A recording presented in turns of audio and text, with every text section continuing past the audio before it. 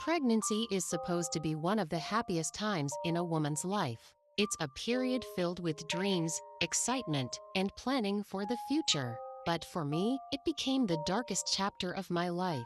The man I loved, trusted, and planned to build a family with betrayed me when I needed him most. This is the story of how my boyfriend cheated during my pregnancy and how I found the strength to rebuild my life afterward. My name is Emily, and 3 years ago, I thought I had everything figured out. I had been dating my boyfriend, Jake, for 4 years. We met at a mutual friend's birthday party, and from the very beginning, we clicked. He was funny, charming, and seemed genuinely caring. Everyone loved him. We moved in together after 2 years of dating. We talked about marriage, children, and buying a house someday. Everything seemed perfect. When I found out I was pregnant, I was overjoyed. I remember holding the pregnancy test in my trembling hands, staring at the 2 pink lines. When I showed Jake, he wrapped me in his arms and spun me around the kitchen. "We're going to be parents," he shouted. I cried tears of happiness. For the first few weeks, everything was wonderful. Jake attended doctor's appointments, rubbed my back when I felt sick, and talked endlessly about baby names. But around my 4th month of pregnancy, things started changing. At first, the changes were subtle. Jake began spending more time at work. Whenever I called him, he seemed distracted. His phone suddenly became glued to his hand. If I walked into the room while he was texting, he would quickly lock the screen. I tried not to overthink it. After all, I was pregnant and emotional. Maybe I was imagining things. Maybe work was genuinely stressful. But deep down, something didn't feel right. One evening, I was lying on the couch while Jake sat across the room staring at his phone. His face lit up when a notification appeared. A smile spread across his face, the kind of smile I hadn't seen directed at me in weeks.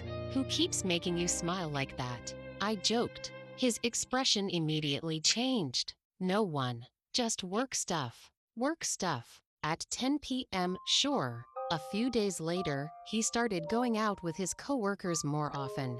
Happy hours, team dinners, networking events. There always seemed to be a reason. Meanwhile, I spent most evenings alone, pregnant, exhausted, wondering why the man who once couldn't wait to spend time with me suddenly seemed eager to be anywhere else. One Saturday morning, Jake told me he had to work overtime. I kissed him goodbye and wished him a productive day. Around noon, I decided to order lunch. While scrolling through social media, I saw a photo posted by one of Jake's coworkers. My stomach dropped. There was Jake, not at work, not in the office. He was at a beachside restaurant, sitting next to a woman I had never seen before. The caption read, "Great day with the team," but there was no team, just Jake and her. I stared at the picture for several minutes. Maybe it was innocent. Maybe there was an explanation. When Jake came home that evening, I showed him the photo. He barely looked at it. "Oh, that's Megan. She's new at work. Why did you tell me you were working overtime?" His jaw tightened. "We finished early." The answer felt rehearsed, cold, distant. But I wanted to believe him. I wanted my family to stay together. So I let it go, at least temporarily. Over the next few weeks, the distance between us grew. Jake stopped asking about the baby. He missed doctor's appointments. He barely touched my stomach when the baby kicked. It felt like he was slowly disappearing from our lives while still physically living in our home. One night, I woke up around 2 a.m. Jake wasn't in bed. I walked downstairs and found him sitting in the kitchen, texting. The moment he saw me, he turned the phone over. "Who are you talking to?" "No one. No one." I couldn't sleep. The argument that followed was the worst we'd ever had. For the first time in our relationship, Jake yelled at me, accused me of being paranoid, accused me of not trusting him. Eventually, I apologized, not because I believed I was wrong, but because I was exhausted and pregnant and terrified of losing him. The truth came out a month later. I was 7 months pregnant. Jake had fallen asleep on the couch after coming home late. His phone buzzed repeatedly. I wasn't trying to snoop. At least that's what I told myself. But something inside me knew. I picked up the phone. The message preview was enough. I can't wait to see you tomorrow. Last night was amazing. My entire body froze. I opened the conversation. There were hundreds of messages, photos, inside jokes, plans, declarations of affection. They had been seeing each other for nearly 5 months. 5 months. Almost my entire pregnancy. I felt sick. I felt numb. I felt like the floor had disappeared beneath me. The worst part wasn't the cheating. It was reading how he talked about me, how he described me as dramatic, how he complained about being stuck at home, how he referred to my pregnancy as a burden. Every message felt like a knife. I sat there crying silently until dawn. When Jake woke up, he immediately knew. He saw the phone in my hand. The color drained from his face. For several seconds, neither of us spoke. Finally, he whispered, "I'm sorry." That was all he had to say. Sorry. I wanted explanations. I wanted answers. I wanted to know how someone could betray the mother of their child. Instead, he offered excuses. He said he felt overwhelmed. He said he wasn't ready to become a father. He said the affair just happened. But affairs don't just happen. They are choices. Hundreds of choices. Text by text. Lie by lie. Day after day. I asked him one question. Do you love her? The silence told me everything. I packed a bag that same day and moved in with my sister. Leaving was one of the hardest things I had ever done. Part of me still loved him. Part of me hoped he would show up at my sister's house and fight for us. But he didn't. The next few weeks were incredibly painful. I cried constantly. I struggled to sleep. I worried about how stress might affect my baby. My family surrounded me with support.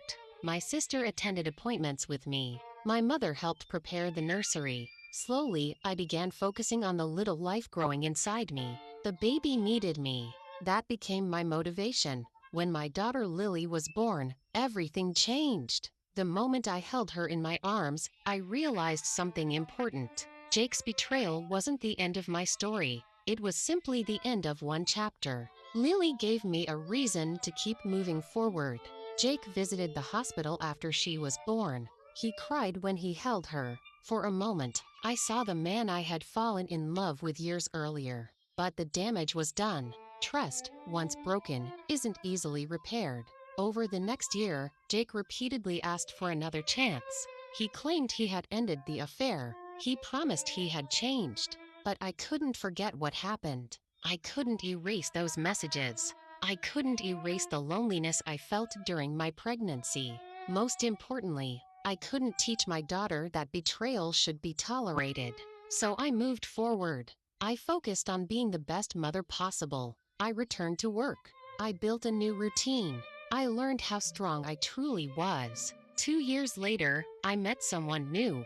His name was Daniel. Unlike Jake, Daniel didn't make grand promises. He simply showed up, consistently, reliably. He respected me. He respected Lily. And he never made me question my worth. For the first time in years, I felt safe. Looking back now, I realized something. Jake's affair wasn't a reflection of my value. It was a reflection of his character. For a long time, I blamed myself. I wondered if I wasn't attractive enough. If pregnancy changed me too much. If I could have done something differently. But none of that was true. Cheating is a choice. A choice made by the person who betrays trust, not by the person who trusted them. Today, Lily is 3 years old. She's healthy, happy, and full of life. And every time she smiles, I'm reminded that even painful endings can lead to beautiful beginnings. If you're listening to this story while going through heartbreak, I want you to remember something. Someone else's betrayal does not define your future. You are stronger than you think. And sometimes the people who walk away make room for the people who truly belong in your life. Jake cheated during one of the most vulnerable moments of my life. But he didn't destroy me. He unknowingly forced me to discover a strength I never knew I had. And for that reason, I refuse to let his actions define my story.